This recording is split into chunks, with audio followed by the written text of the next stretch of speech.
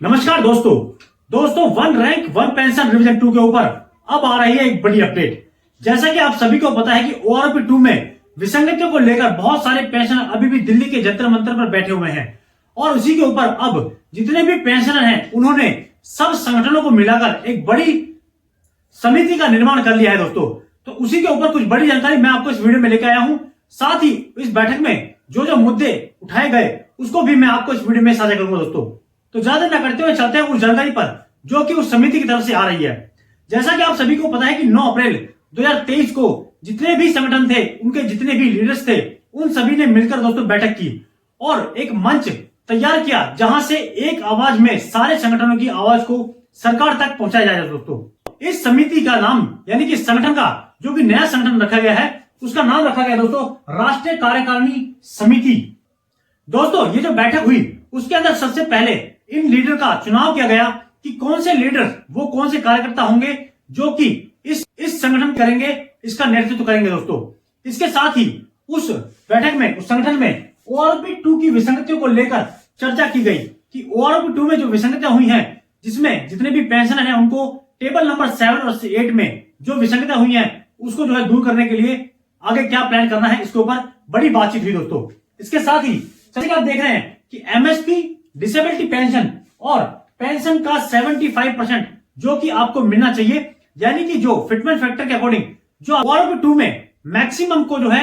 ध्यान रखकर आपकी पेंशन का निर्धारण किया जाना चाहिए, इसको लेकर भी इस बैठक में चर्चा की गई। इसके साथ में दोस्तों जो कि फिटमेंट फैक्टर, जैसा कि आप सभी को पता है कि ओआरओपी 2 में जो नुकसान हुआ है उसकी मेन जो जड़ है वो एक फिटमेंट फैक्टर को भी माना जा रहा है दोस्तों। जैसा कि आप सभी को पता है कि ओआरजेसीओ का जो फिटमेंट फैक्टर है 2.57 है, जिसकी मांग अब यह है कि उस फिटमेंट फैक्टर को 2.57 से बढ़ाकर 2.81 किया जाए दोस्तों।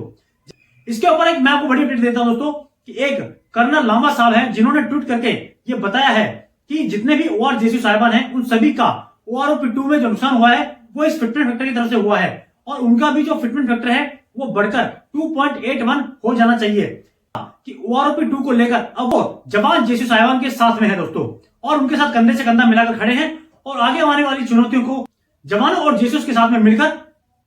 आगे इसको बढ़ावा देंगे दोस्तों।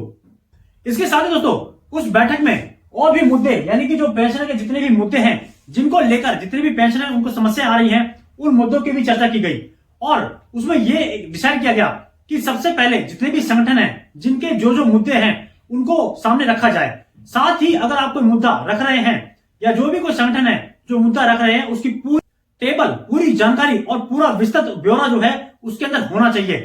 यानी कि जो भी आप मुद्दा उठा रहे हैं,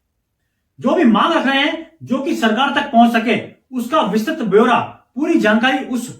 मांग के बारे में उनको होनी चाहिए दोस्तों। तभी उस मांग को, उस आवाज को सरकार तक पहुंचाने में ज्यादा बेनिफिट रहेगा और ज्यादा कारगर रहेगी दोस्तों। इसीलिए पेंशन के जितने भी मुद्दे हैं उन पर दोस्तों चर्चा की गई। इसके साथ ही सभी संगठन ने मिलकर यह फैसला लिया कि जो अब ओआरओपी 2 में विसंगतियां हुई हैं उसको लेकर साथ ही जितने भी मुद्दे हैं राष्ट्रीय कार्यकारिणी समिति के द्वारा अब बड़े बड़े मुद्दे जो भी हैं वो सारे संगठन मिलकर एक जगह एकत्रित होकर अब सरकार के सामने रखेंगे दोस्तों। तो ये बड़ी अपडेट आ रही दोस्तों जितने भी पेंशनर हैं उनके लिए कि अब जो उनके लिए एक नया संगठन, जो कि पहले पेंशनर बाकी संगठनों में बटे हुए थे, अब इस नया जो संगठन है जो कि राष्ट्रीय कार्यकारिणी जो समिति है उसके अंदर आकर एकत्रित हो गए हैं। यानी कि अब जो एक मंच है एक वो तैयार हो चुका है जहां से हर पेंशनर का जो कि एक मांग है, जो कि एक हक है, उसको उठाया जाएगा और सरकार तक उस तक पहुंचाया जाएगा दोस्तों। तो दोस्तों राष्ट्रीय कार्यकारिणी की ये जो बैठक हुई है उसमें जो भी मुद्दे जिन पर चर्चा की गई है और जितने भी पेंशनर हैं उनके जो मुद्दे आगे भविष्य में उठने वाले हैं उसके ऊपर चर्चा की गई, जो कि मैंने आपको इस वीडियो के अंदर साझा कर दिया दोस्तों। अब जो भी जानकारियां इस संगठन के माध्यम से या फिर जो भी पेंशनर के हित की जो भी जानकारी आएंगी वो मैं आपको ऐसे ही वीडियो के माध्यम से साझा करता रहूंगा दोस्तों। ये जानकारी आप तक पहुंचे उसके लिए प्लीज मेरे चैनल को सब्सक्राइब कीजिए जिससे कि आप तक नोटिफिकेशन पहुंच सके दोस्तों। तो फिलहाल के लिए दीजिए इजाजत, फिर मिलेंगे एक नई जानकारी साथ में, तब तक के लिए नमस्कार दोस्तों।